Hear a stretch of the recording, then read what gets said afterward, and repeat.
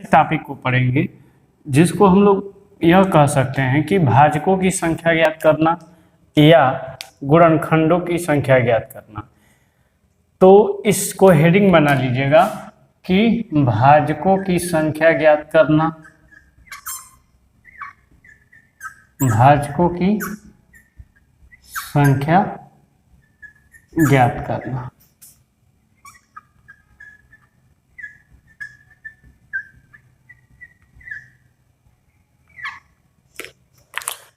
कई बार भाजकों की संख्या न देखे उसको बोल देता है गुणनखंडों की संख्या। तो यह ध्यान रखिएगा, दोनों बातों का मतलब एक ही होता है, गुणनखंड कहिए या भाजक कहिए। अब सवाल यह उठता है कि गुणनखंड या भाजक से आप क्या समझते हैं, ये महत्वपूर्ण बात है।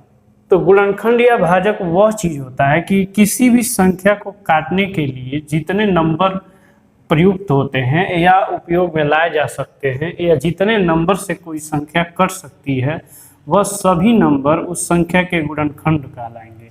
जैसे मान लीजिए कि 6 है और 6 किससे किससे कटेगा, 1 से, 2 से, 3 से और 6 से। तो इसका मतलब ये हो गया कि जो 1, 2, 3, 6 है वो 6 के गुणनखंड है। तो हमसे ये बात पूछा जाए कि 6 के गुणनखंड कौन कौन है, तो उसमें जवाब हो सकता है होगा 1, 2, 3, 6।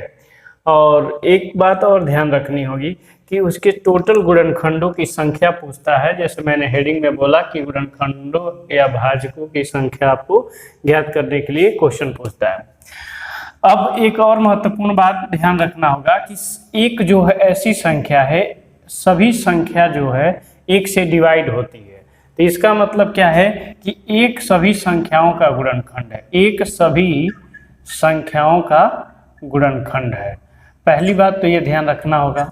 और दूसरी इंपॉर्टेंट बात ध्यान रखना होगा कि प्रत्येक संख्या स्वयं से विभाजित होगी, प्रत्येक संख्या स्वयं से विभाजित होगी, यानी हर एक संख्या स्वयं से कटती है तो हर एक संख्या स्वयं का गुणनखंड या भाजक होगी।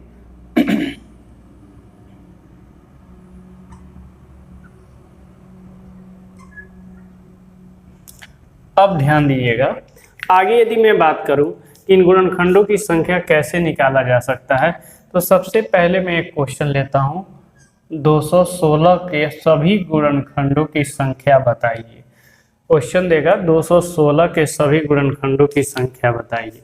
आप गुणनखंड जो फैक्टराइजेशन मेथड है उससे निकाल सकते हैं। 2 से आप जानते हैं किसी के इकाई के स्थान पे 6 है, 4 है, 8 है, 0 है, तो हमेशा 2 से विभाजित होगा। और 2 से विभाजित करने का मतलब कि उस संख्या का आधा कर दीजिए, यानी 216 का आधा का मतलब 108 कर दीजिए, या आप 2 से भाग भी दे सकते हैं कि 2 कने 2 और 2 8 16। अब फिर से मैं 2 से देख रहे हैं कि इकाई के स्थान पर 8 है, तो आप इसको 2 से डिवाइड कर सकते हैं। तो 2 से अगर भाग दे रहे हैं तो फिर इसका आधा कर देंगे तो ये हो जाएगा 54। अब 54 फिर आ गया है 4 इकाई का स्थान, तो 2 से भाग दे देंगे तो ये हो जाएगा आपका 27। अब देख रहे हैं इकाई के स्थान पे 0, 2, 4, 6, 8 नहीं आया है, तो 2 से विभाजित नहीं होगा, तो फिर हम इसको 3 से डिवाइड करेंगे। 3 से डिवाइड करेंगे तो 3 9 27 हो गया। फिर 3 से डिवाइड करेंगे तो 3 3 जा 10 हो गया, 3 3 जा 9 हो गया। और फिर 3 से डिवाइड करेंगे तो 1 बार में जाएगा। अब एक बात देखिएगा कि जो हमें 2 मिला, ये जो 2 मिला है ये 3 बार मिला है, और 2 3 बार मिला है, और जो 3 मिला है वो भी 3 बार मिला है। तो एक तरीके से हम इसके गुणनखंडों की संख्या तो देखिए कई तरीके से निकाल सकते हैं, लेकिन इसको सबसे आसान तरीका से जिसमें परीक्षा में आपको दिक्कत ना हो वो कौन कौन से तरीके होंगे।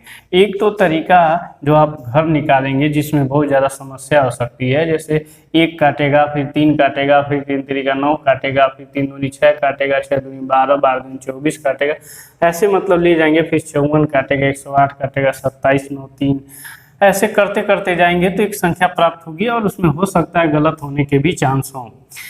फिलहाल हम क्या करेंगे कि जो ये 2 पे पावर 3 मिला है इसमें पावर 1 बढ़ा देंगे, यानी जो पावर होगा पावर में हम 1 बढ़ा देंगे, यानी 3 में 1 बढ़ा दीजिए और रख लीजिए। फिर इसका गुणा कर दीजिए, और 3 यहाँ भी है पावर, तो इसमें भी 1 बढ़ा दीजिए।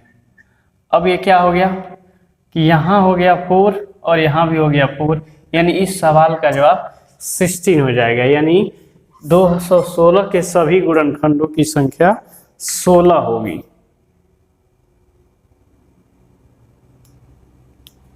अब हम यदि एक और संख्या लेते हैं 256, 256 के गुणनखंडों की संख्या बताना होगा। 256 लिया, 2 से डिवाइड किया क्योंकि 6 है, और 2 से डिवाइड करेंगे 256 को, तो ये हो जाएगा 1, 2 और 8 यानी 128। फिर 2 से डिवाइड करेंगे तो ये हो जाएगा 64, फिर 2 से डिवाइड करेंगे ये हो जाएगा 32, फिर 2 से डिवाइड करेंगे ये हो जाएगा 16, फिर 2 से डिवाइड करेंगे ये हो जाएगा 8, और फिर 8 आया है तो फिर 2 से डिवाइड करेंगे तो ये हो जाएगा 4, और फिर 2 से डिवाइड करेंगे तो ये हो जाएगा 2 बार में, फिर 2 से डिवाइड करेंगे 1 बार में। यानी मैं देखूं तो ये कितनी बार 2 आया है, तो 1 2 3 4 5 6 7 8, 8 बार जो है आपका, 8 बार जो है आपका क्या आया है, 2 आया है, यानी 2 8 टाइम्स आया है।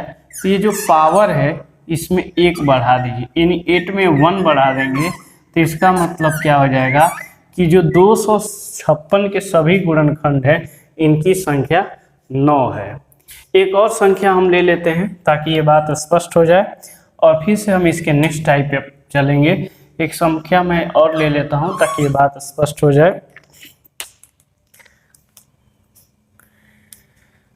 एक संख्या लीजिए 300, और 300 के सभी गुणनखंडों की संख्या बताइए। अगर मैं 2 से डिवाइड करता हूं तो ये हो गया 150, फिर मैं 2 से डिवाइड करता हूं तो ये हो जाएगा 75, फिर अब देख रहे हैं कि 5 आ गया है तो कटेगा नहीं, 3 से काट सकते हैं तो 3 से काटेंगे तो 25 बार में। फिर आप देख रहे हैं कि 3 से डिवाइड हो नहीं रहा है तो 5 से काटिए, 5 बचे 25, और 5 से काटिए, 5 गने 5। यानी अगर आप देखें तो जो वैल्यू आपको प्राप्त है उसमें क्या प्राप्त हुआ कि 2 मिला आपको, ध्यान दीजिएगा, 2 मिला आपको 2 टाइम्स, 3 मिला आपको 1 टाइम्स, और 5 मिला आपको 2 टाइम्स। तो आपको अच्छे से पता है कि जो आपको काम करना है वह पावर पे करना है। पावर यहाँ क्या है, 2 है तो इसको 3 लिख लीजिए, एक बार गया। यहाँ 1 है तो इसको 2 लिख लीजिए, और यहाँ 2 है तो इसको 3 लिख लीजिए। यानी एक एक पावर में मैंने बढ़ाया है, ध्यान दीजिए, एक एक पावर में मैंने बढ़ाया और इनका गुणा हो जाता है। यानी 3 दूनी 6 और 6 3 18। यानी एक चीज क्या आपको समझ में आ गया कि 300 के जो टोटल गुणनखंड या भाजकों की संख्या है वह 18 होगी। मुझे उम्मीद है साथियों कि इस बात को आप समझ पाए होंगे।